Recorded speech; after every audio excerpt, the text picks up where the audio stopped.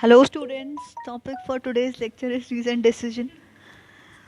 Reasoned decision, it means that for a particular decision which has been given by the court of law, the court has to give a reason that why the particular decision is given in a favor or in a disfavor of a particular person.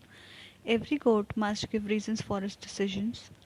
The court has to explain why and on what facts and on what which laws this decision has been given.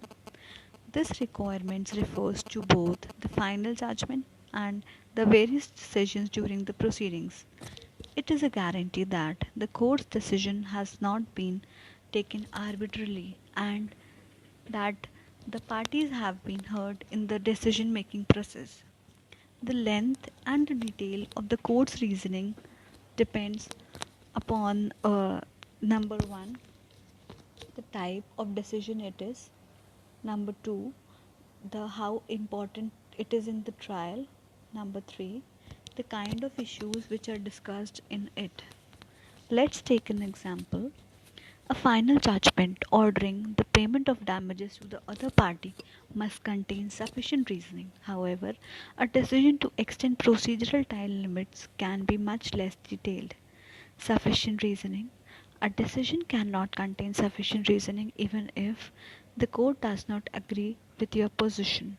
On the other hand, the obligation to give reasons does not mean that every argument you have made in submission has to be discussed in detail or even mentioned in the decision.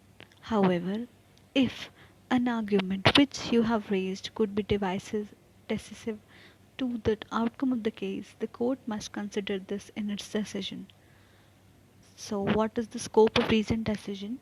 The obligation to give a reasoned decision does not apply to every single decision taken by the court.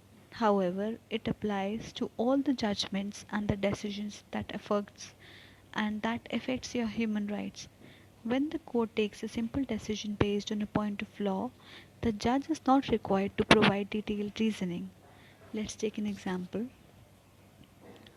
A decision to restrict a person's legal capacity must be well reasoned, but a decision to reject certain documents because a party has missed the deadline for their submission would not require much further explanation. I hope this topic must be clear to you. Thank you, students.